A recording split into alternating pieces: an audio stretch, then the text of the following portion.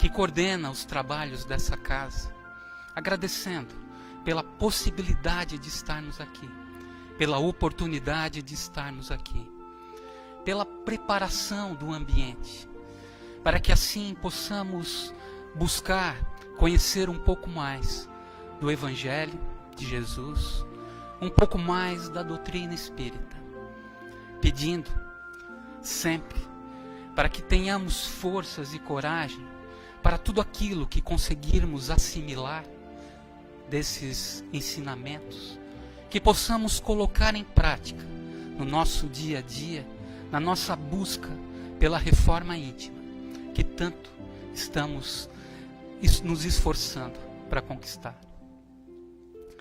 Vamos então fazer a prece, acompanhando em pensamento a prece que nosso Mestre Jesus nos ensinou para abrirmos a reunião de hoje. Pai nosso, que estais nos céus, santificado seja o teu nome. Venha a nós o teu reino. Seja feita a tua vontade, aqui na terra como nos céus.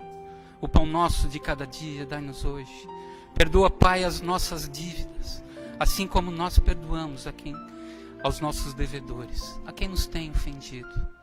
E não nos deixeis cair em tentações, mas livra-nos, Pai, de todo e de qualquer mal. Pois teu é o reino, o poder e a glória, hoje e sempre. Que assim seja. Lembrando que nas noites de quintas, aqui no Centro Espírita Círculo da Luz, temos o trabalho de desobsessão coletiva. Assim, convidamos a todos para que mentalmente visitem seus lares, cada cômodo, a sala, cozinha, os quartos, visualizando mentalmente os nossos lares e pedindo à espiritualidade amiga uma higienização dos ambientes. Assim como retirando todas as energias negativas, todos os miasmas que lá se encontram. Assim também, se lá tiver algum irmãozinho desencarnado, necessitado de um acompanhamento, de um amparo, que seja encaminhado, trazido a essa casa, para que receba, de acordo com suas necessidades, o amparo que ele precisa. Pedimos também bênçãos, energias positivas, a todos que convivem conosco em nossos lares, nossos parentes que lá se encontram, todas as pessoas que estão agora em nossos pensamentos.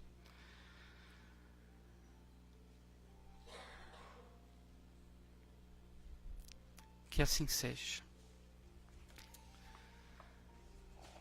É feito também nas quintas a leitura de um trecho, de um pequeno trecho, do Evangelho segundo o Espiritismo. E um pequeno comentário. No capítulo 7 do Evangelho segundo o Espiritismo, que tem como título Bem-aventurados os pobres de espírito. No subtítulo, o que é preciso entender por pobres de espírito? Itens 1 e 2. Bem-aventurados os pobres de espírito, porque deles é o reino dos céus. Palavras de Jesus no Evangelho escrito por Mateus, capítulo 5, versículo 3. E o comentário de Allan Kardec. A incredulidade se divertiu com essa máxima. Bem-aventurados os pobres de espírito, como com outras coisas, sem a compreender. Por pobres de espírito, Jesus não entende em os homens desprovidos de inteligência, mas os humildes. Ele disse que o reino dos céus é deles, e não dos orgulhosos.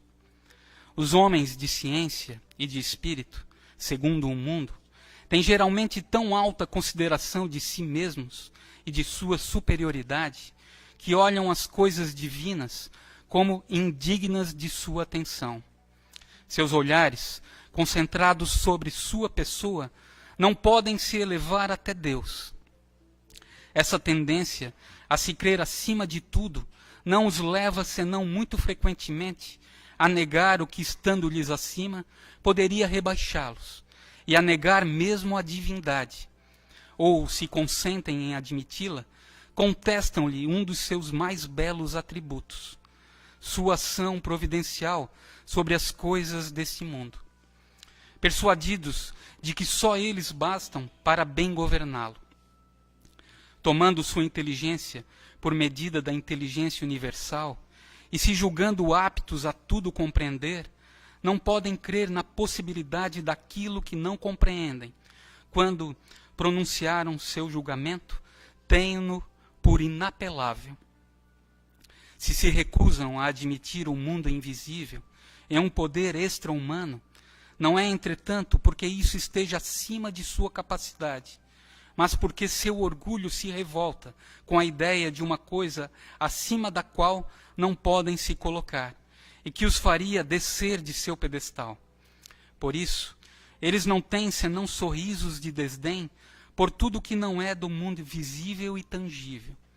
Eles se atribuem muito de espírito e de ciência para crerem nessas coisas, segundo eles, boas para as pessoas simples, tendo aqueles que as levam a sério por pobres de espírito. Entretanto, o que quer que digam, lhes será preciso entrar como os outros nesse mundo invisível que ridicularizam, quando seus olhos serão abertos e reconhecerão seu erro. Mas Deus, que é justo, não pode receber na mesma categoria aquele que menosprezou seu poder e aquele que se submeteu humildemente às suas leis, nem os igualar. Em dizendo que o reino dos céus é para os simples, Jesus quer dizer que ninguém é nele admitido sem a simplicidade de coração e humildade de espírito, que o ignorante que possui essas qualidades será preferido ao sábio que crê mais em si que em Deus. Em todas as circunstâncias, ele coloca a humildade no plano das virtudes que nos aproximam de Deus e o orgulho entre os vícios que nos distanciam dele. E isso por uma razão muito natural, de vez que a humildade é um ato de submissão a Deus, enquanto que o orgulho é uma revolta contra ele. Mais vale, pois, para a felicidade do homem ser pobre em espírito, no sentido do mundo, e rico em qualidades morais. Palavras de Jesus: bem-aventurados os pobres de espírito, pois é deles o reino dos céus. Pobres de espírito, como vimos, são aqueles que têm simplicidade no coração e humildade de espírito. O reino dos céus é uma construção íntima, não é um lugar circunscrito, mas algo que vamos trabalhando, que vamos construindo em nós mesmos. Pensando assim, para modificarmos, para nos melhorarmos, para buscarmos essa construção íntima, precisamos buscar essa simplicidade dos sentimentos e essa humildade de espírito. Simplicidade de sentimentos. Buscar sentimentos simples, mais puros, sentimentos de caridade, de perdão, de gratidão, de paz em nossos corações. Sentimentos que vão fazer com que os nossos pensamentos sejam mais elevados. E assim nossas atitudes, nossas palavras serão melhores, serão mais benfazejas a todos, serão mais elevadas. Modificando os sentimentos, melhoramos os pensamentos, melhoramos nossas palavras, melhoramos nossas atitudes. E a humildade. Humildade, a palavra humildade vem da palavra em latim, humus, que significa solo, chão, terra. Era utilizada antigamente para aqueles que trabalhavam no solo, que trabalhavam na terra. Mas se analisando pelo que a doutrina espírita nos diz, estamos todos no mesmo solo, no mesmo planeta, na mesma terra, no mesmo planeta de provas e expiações. Temos desejos em comum, necessidades em comum, enfrentamos problemas, dificuldades, quase que iguais, muito semelhantes uns aos outros.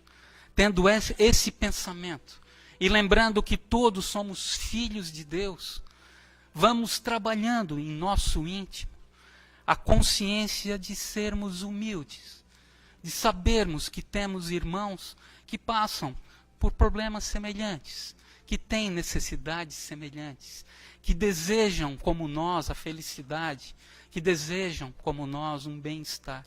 E assim começamos a ter um olhar diferente para todos. E começamos a construir intimamente a simplicidade nos sentimentos, a humildade no espírito, e assim construindo o reino de Deus no nosso íntimo, em nossos corações. A nossa melhoria íntima, a nossa reforma íntima. Que, como disse o Evangelho, o comentário, em todas as circunstâncias, ele, Jesus, coloca a humildade no plano das virtudes que nos aproximam de Deus, e o orgulho entre os vícios que nos distanciam dele. Vamos, então, buscar, trabalhar intimamente a humildade, a simplicidade dos sentimentos. Que assim seja.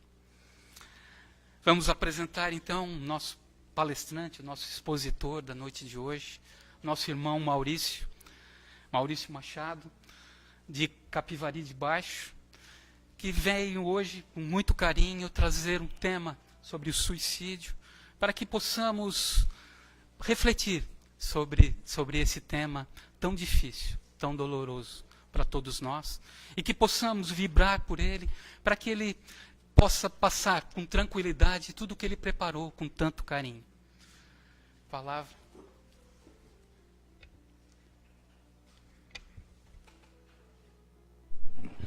Boa noite, meus irmãos. Que Jesus possa nos conduzir nessas reflexões, ou nessa reflexão de hoje, que possa nos conduzir para o nosso melhoramento das nossas ações, melhoramento dos nossos pensamentos, e essa melhora possa se espalhar, alcançar a todos que necessitam.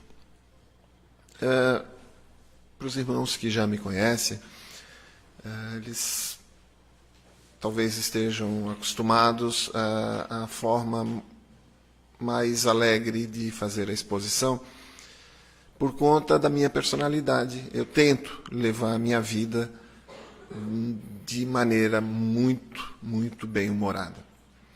Mas, infelizmente, o tema de hoje, ele não tem nada de alegre. O tema de hoje nos traz preocupações graves, preocupações que podem nos afetar muitas vezes de forma trágica, que nos alcançam a humanidade como um todo de uma forma imperdoável. Esta semana, mais uma vez, muito próximo de mim, tivemos um caso, infelizmente, de autoextermínio, de suicídio. O suicídio é uma problemática tão grave que a Organização Mundial da Saúde, a OMS, que é o braço da ONU que trata das questões da saúde mundial, estabeleceu o dia 10 de setembro como Dia Mundial de Prevenção ao Suicídio. Eu peço licença aos irmãos para algumas leituras, a leitura de alguns dados, e a partir dele nós podemos fazer as reflexões necessárias e a gente buscar entender da gravidade do momento que enfrentamos. 804 mil suicídios cometidos em 2012. 1 milhão de suicídios cometidos em 2013. 1.248.000 suicídios cometidos em 2014. Não há dados para 2015, tampouco para 2016 em diante. Meus irmãos, 1.200.000 suicídios cometidos no mundo todo. Não há guerra, não há violência pública, violência normal das ruas, não há acidentes de trânsito que são numerosos, não há doenças, não há nada que se compare ao número de suicídios cometidos anualmente. A cada 35 segundos, uma pessoa se suicida no nosso planeta. No Japão, esse número é a cada 4 minutos. No Brasil, esse número é 1 a cada 1 hora. No Brasil, se comete 4,5 suicídios para cada grupo de 100.000 habitantes. No Japão, esse número vai para 40 suicídios para cada grupo de 100.000 habitantes. Para cada suicídio cometido, 20 outras tentativas ocorreram. 90% dos suicídios são causados por transtornos psicológicos, mentais, doenças de várias ordens, problemas vivenciados no dia a dia, nos relacionamentos. Para a gente entender a gravidade disso, no primeiro momento a gente pensa, bom, o Japão tem números 10 vezes maiores do que o nosso. Mas nós somos todos espíritos que eventualmente estamos encarnando em países, em lugares diferentes. Significa dizer que aquele irmão que comete suicídio no Japão, ele é tão nosso irmão quanto ao nosso irmão consanguíneo. Somos todos uma única humanidade. O fracasso de um representa o fracasso de todos nós. O fato de termos números muito, entre aspas, melhores do que países de primeiro mundo, como a gente conhece, significa dizer que o problema do suicídio não está relacionado diretamente à condição financeira, à condição social, à condição política, à condição racial. Não há um único motivo específico que leve a esse número tão alto de suicídio. Para a gente entender, ou para a gente imaginar da gravidade, a cidade de Orleans, próximo de nós, é a 8ª cidade não capital em número de suicídios proporcionais. Próximos de nós, meus irmãos. E a OMS afirma que como eu disse antes, que 90% dos suicídios são causados por transtornos, por problemas, por dificuldades, e que são tratáveis, e que poderiam ser tratáveis. Isso significa dizer que 90% dos suicídios são evitáveis, meus irmãos. São evitáveis.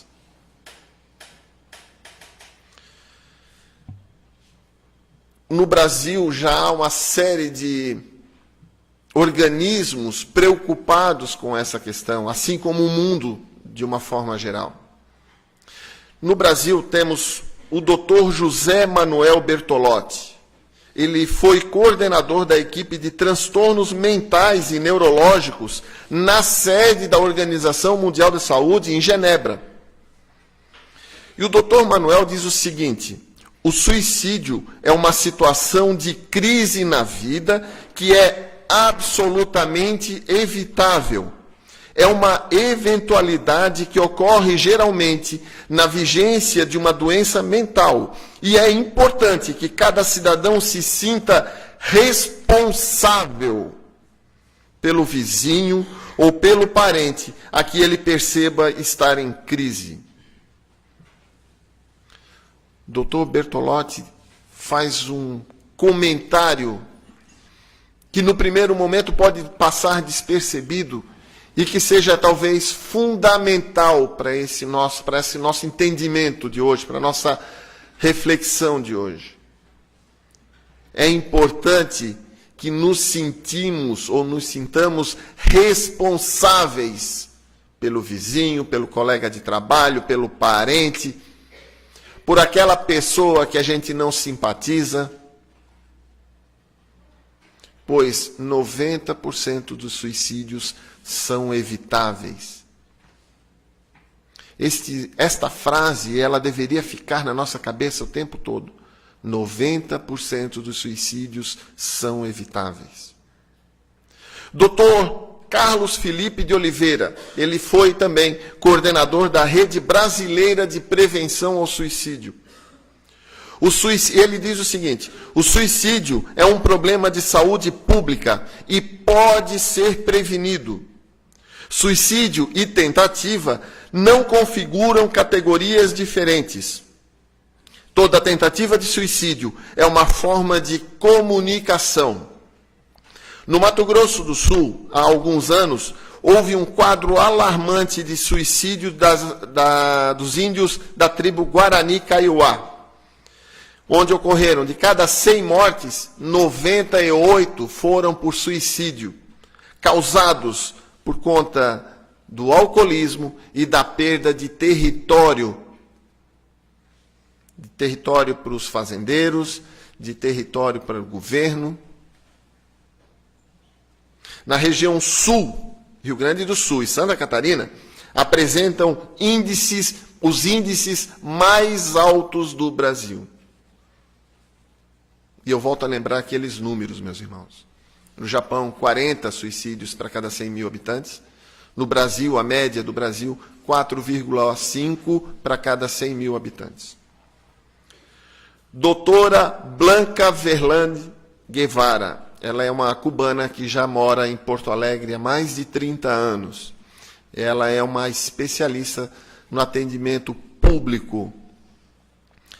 A doutora Blanca diz o seguinte: há 4 formas de morte: a natural, por acidente, por homicídio e por suicídio.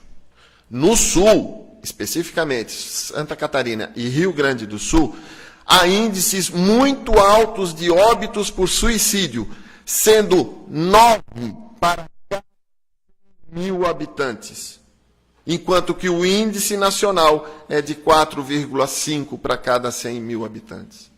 Então, meus irmãos, se a gente se sente privilegiado, repito, entre aspas, por o Brasil tem uma média muito inferior a países como o Japão, nós da região sul passamos então a ficar preocupadíssimos, porque os nossos índices são o dobro da média nacional. A doutora Blanca fez uma pesquisa nas escolas públicas e privadas de Porto Alegre. E fez uma série de questionamentos e após, então, a avaliação psicológica. E ela chegou, nessa pesquisa, eram apenas de jovens de 15 a 19 anos. Foram 188 jovens pesquisados. Desses 188, 35 apresentaram ideias e comportamentos suicidas. Escolas públicas e privadas. Porto Alegre. 35%. Será? Será que se essa pesquisa fosse feita aqui em Criciúma, em Tubarão, em Capivari, será que os números não seriam parecidos? E pior, se fizesse nas escolas dos nossos filhos, será que esses números não seriam parecidos? E pior, será que os nossos entes queridos não estariam nesses números? Meus irmãos, não vim trazer aqui receita de bolo, né, a fórmula mágica para resolver. Eu vim trazer o alerta, a preocupação. Devemos estar atentos. Devemos nos sentir responsáveis pelos vizinhos, pelos entes a quem percebamos estar em crise. Frase do Dr. Bertolotti. Na cerimônia do Oscar de 2015, na premiação do filme, na premiação para melhor documentário, a vencedora foi uma escritora chamada Dana Perry. Eu peço desculpas que meu inglês é The Book on the Table. Tá? Então, aqueles que entendem vão achar que eu estou falando errado, é macarrônico. Estilo Joel Santana, assim, tá? Dana Perry, vencedora do melhor documentário, quando ela foi receber esse prêmio, ela, na hora dos seus agradecimentos, ela disse o seguinte: eu quero dedicar isso ao meu filho Evan Perry. Perdemos ele para o suicídio. E devíamos falar isso em voz alta sobre a questão do suicídio. Esse prêmio é para ele. No primeiro momento houve um certo constrangimento, mas aí o apresentador veio, fez uma piadinha, não sei o quê, fez uma graça, chamou a atenção de todo mundo e a coisa ficou por ali. Alguns lançamentos, alguns prêmios depois, chegou a vez para roteiro original, que venceu o filme O Jogo da Imitação.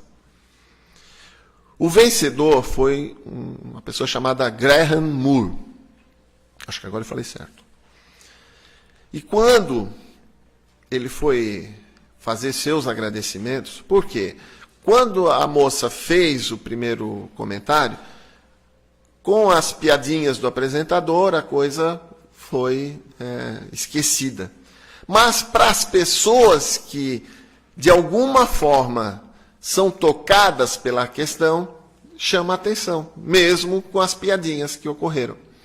Então, esse vencedor, quando ele foi fazer seu agradecimento, ele disse o seguinte: eu tentei cometer suicídio quando eu tinha 16 anos.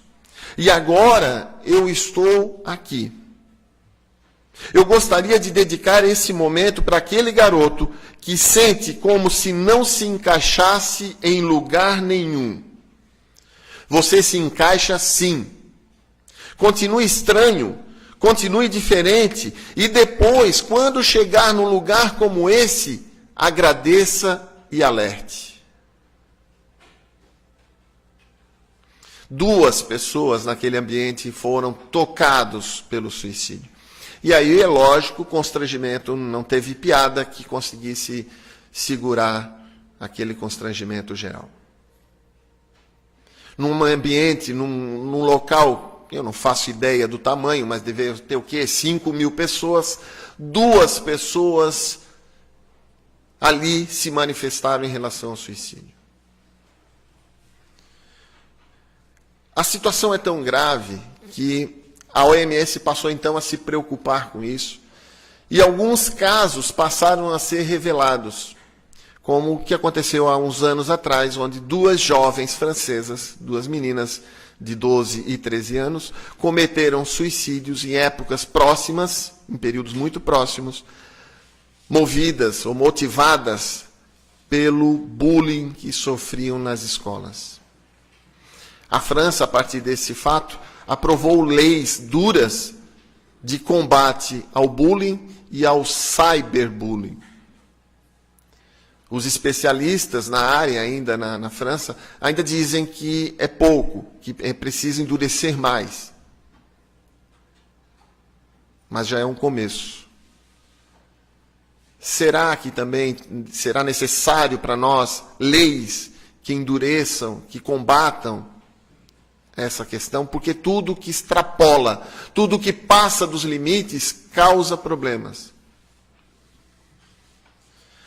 Todos os especialistas são unânimes em dizer: o suicídio ele não ocorre por uma única causa.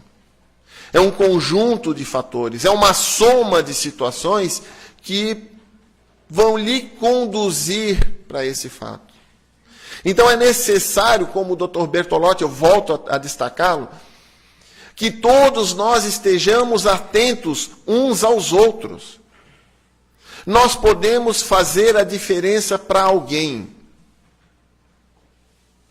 Eu e minha esposa, a gente vinha agora comentando que uma pessoa muito próxima de nós viveu momentos muito difíceis. Ela era uma empresária de relativo sucesso para uma cidade pequena como a nossa, e que, de repente, faliu, perdeu tudo.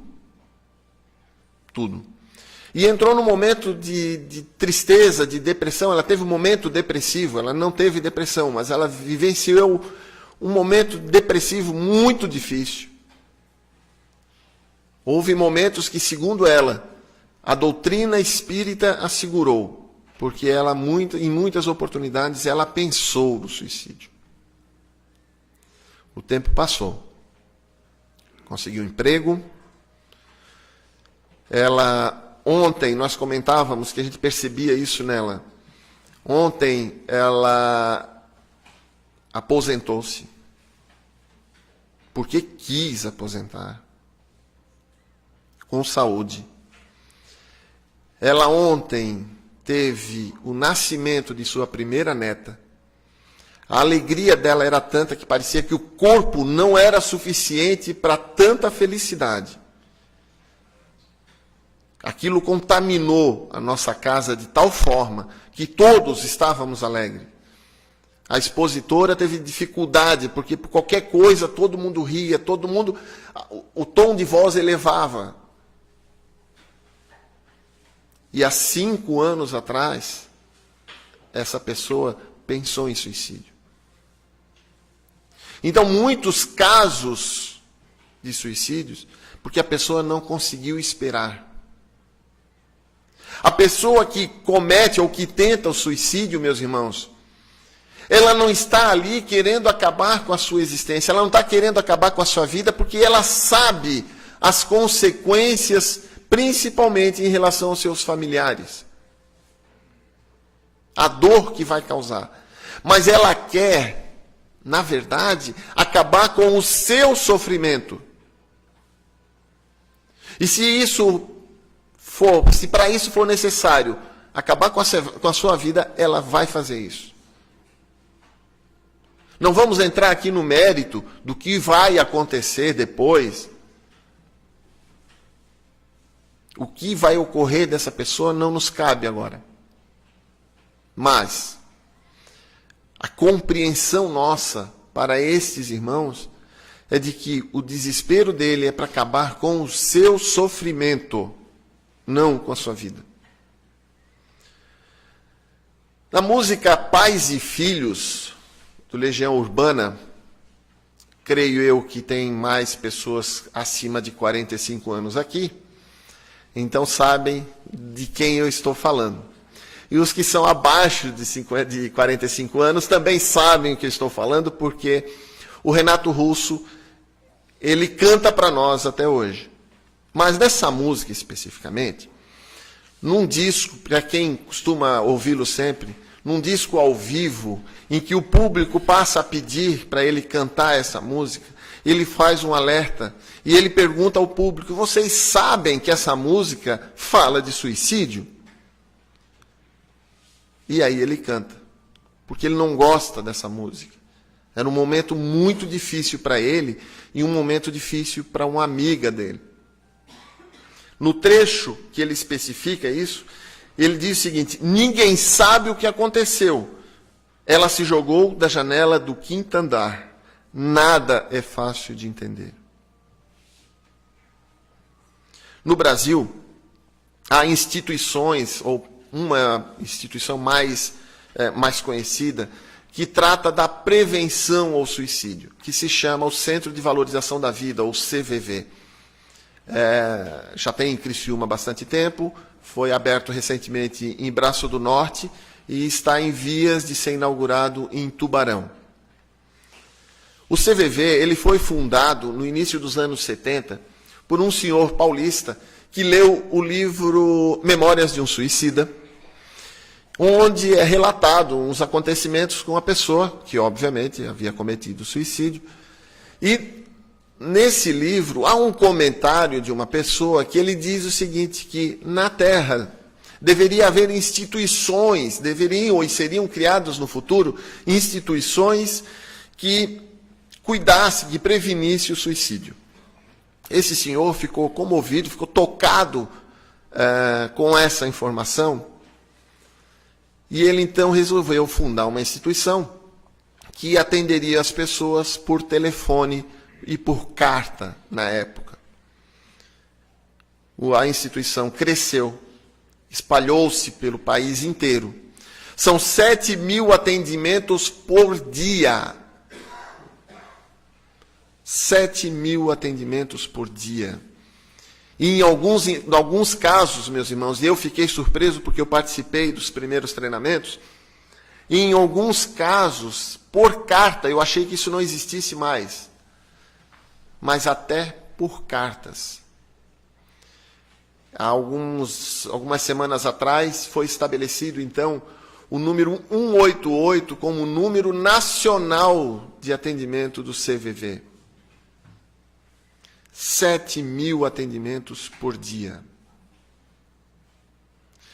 Na Inglaterra, há uma instituição que atua também e atende de forma muito parecida. Chama-se os Samaritanos. Essa instituição foi fundada no início do século retrasado por um reverendo. Ele foi chamado para fazer a encomenda do corpo de uma menina, de uma adolescente. Chegou lá, ele fez o cerimonial e depois ele foi conversar com os parentes. Ele foi questionar o que tinha acontecido com a jovem e ele ficou então sabendo que a jovem havia cometido suicídio porque ela ficou menstruada. E ela, não sabendo o que era, achou estar vivendo um problema de saúde grave pela hemorragia. Então, desesperada, ela então cometeu suicídio. O reverendo ficou chocado com aquela informação e decidiu, então, nas escolas públicas, ele passou a dar aula de educação sexual.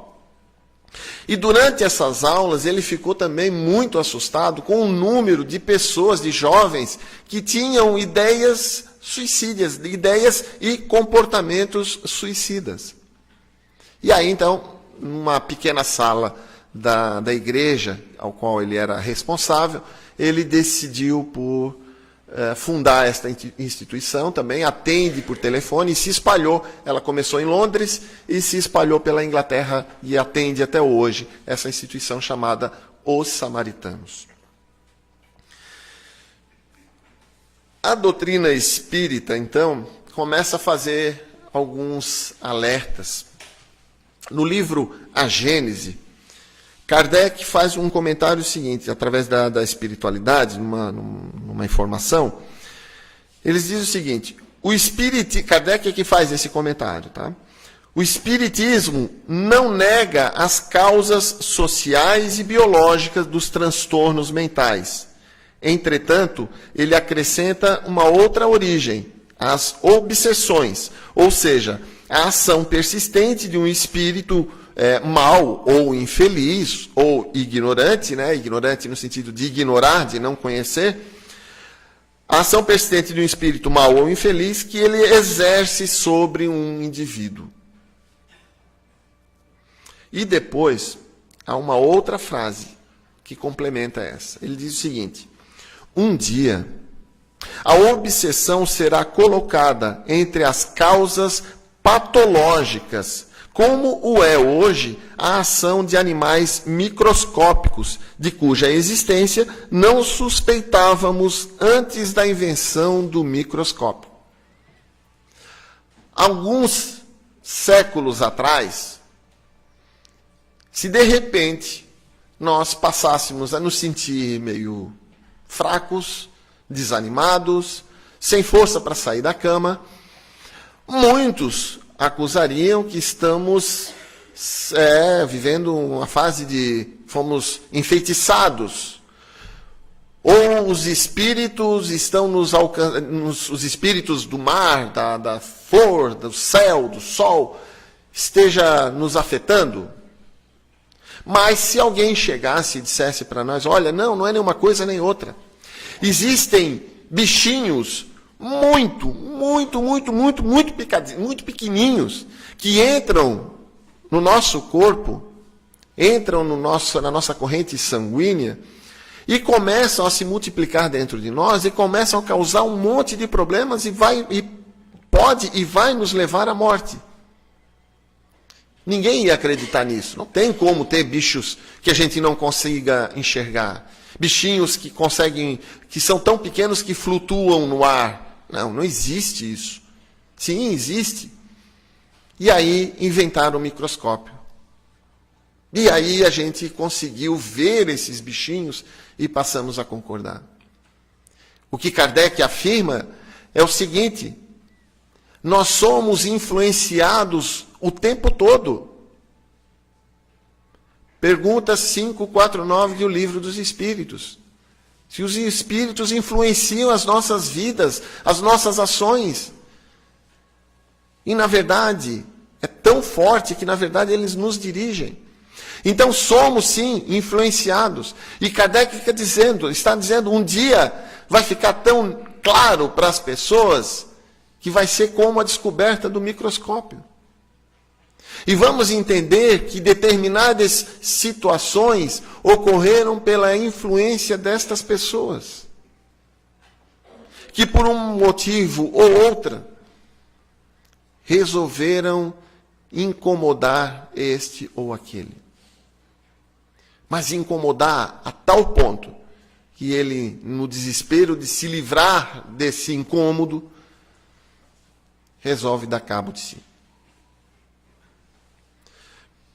Meus irmãos,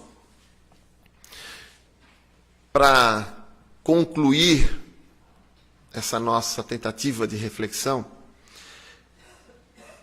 e reforçando a frase do Dr. Bertolotti, há algumas características que a gente pode observar nas pessoas e que podem nos auxiliar nessa interpretação.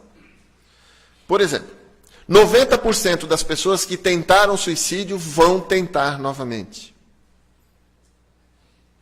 90% das pessoas que tentaram suicídio vão tentar novamente. Pessoas de grande isolamento social. Pessoas que não são casados, não moram com ninguém, não têm filhos, não se relacionam com ninguém. Pessoas que apresentam doenças que são incuráveis. Pessoas em situação de extrema aflição, que acham que não há nenhuma solução. Pessoas que não são religiosas. A religião é um ponto fundamental, importantíssimo nesse processo, seja ela qual for.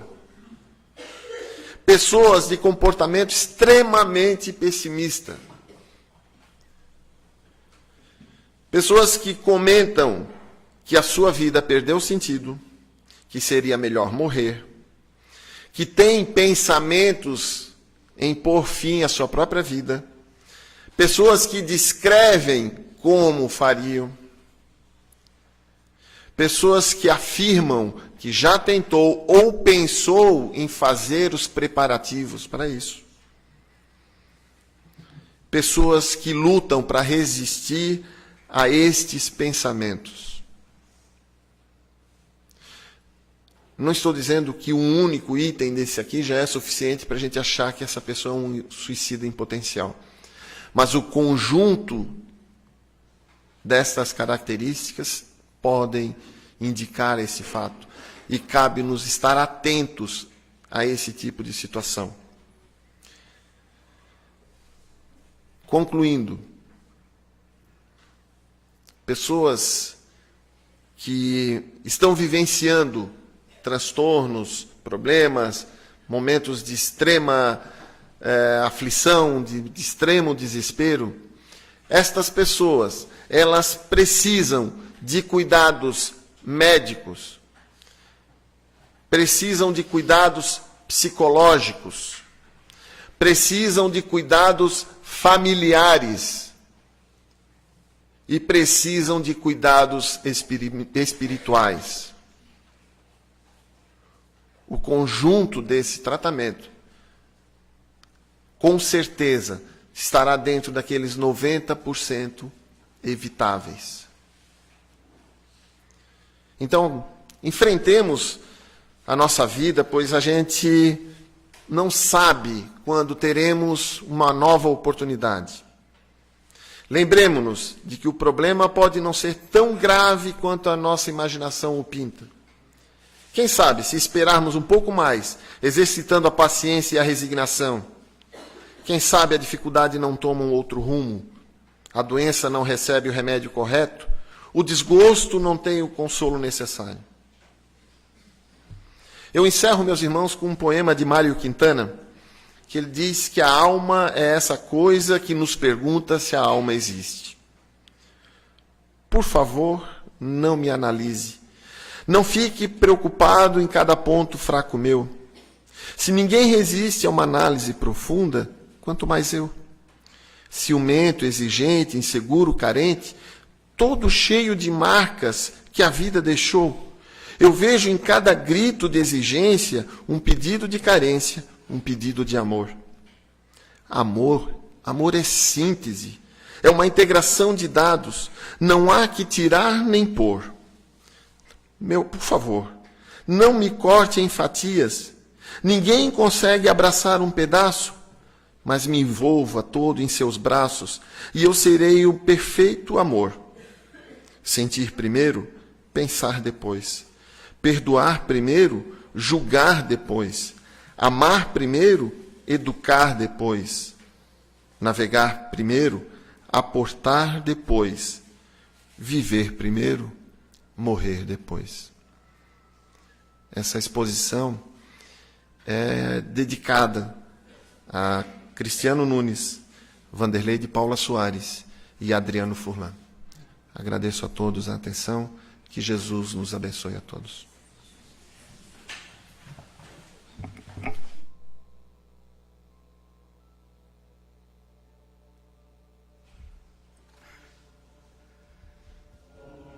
Agradecemos ao nosso irmão por tão profunda reflexão, tão necessária reflexão a todos nós. Agradecemos por ele ter pego a estrada, vindo aqui, trazer essas informações que tanto necessitamos, que tanto precisamos. Se não for pessoalmente, mas que podemos auxiliar alguém, talvez, próximo de nós. Muito obrigado. Vamos então continuar os trabalhos da noite.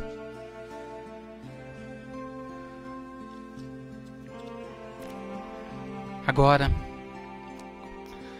para a vibração, para a magnetização das águas, mantendo os nossos sentimentos e pensamentos elevados, pedindo a espiritualidade amiga que coloque as energias necessárias às águas aqui trazidas,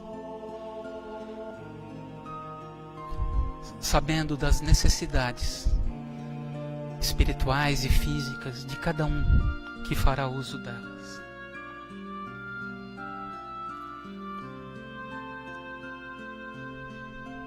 Agora, vamos enviar os nossos melhores sentimentos, nossos melhores pensamentos, nossas melhores vibrações em prece para todos aqueles que estão necessitados. Aqueles que pensam em suicídio, aqueles que estão doentes,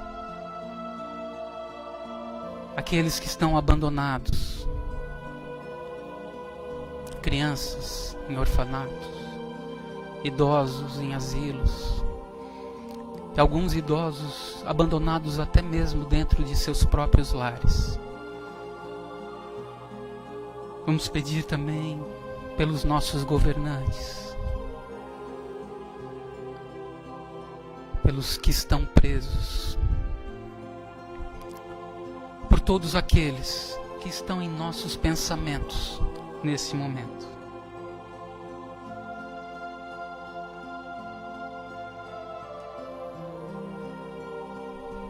Mantendo nossa vibração elevada, nos preparemos agora para receber o passe coletivo, as energias que necessitamos, da espiritualidade amiga aqui presente, nos colocando de acordo com nossas necessidades físicas e espirituais, para que tenhamos forças, coragem,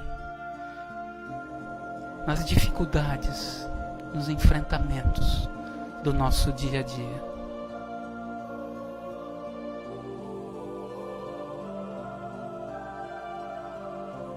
Novamente, com os corações repletos de gratidão, agradeçamos a Deus, nosso Pai, a Jesus, nosso Mestre, a toda espiritualidade amiga que coordena os trabalhos dessa casa. Agradeçamos pela possibilidade de estarmos aqui, pela oportunidade de estarmos aqui. Pai nosso que estais nos céus, santificado seja o teu nome. Venha a nós o teu reino. Seja feita a tua vontade, aqui na terra como nos céus. O pão nosso de cada dia, dai-nos hoje. Perdoa, Pai, as nossas dívidas, assim como nós perdoamos aos nossos devedores. Não nos deixes cair em tentações, mas livra-nos de todo o mal, pois teu é o reino, o poder e a glória, hoje e sempre. Em nome de Deus, nosso Pai, de Jesus, nosso Mestre, e de toda espiritualidade amiga, encerramos os trabalhos da noite de hoje do Centro Espírita Círculo da Luz. Convidamos a todos para as reuniões nas segundas e nas quintas. Que assim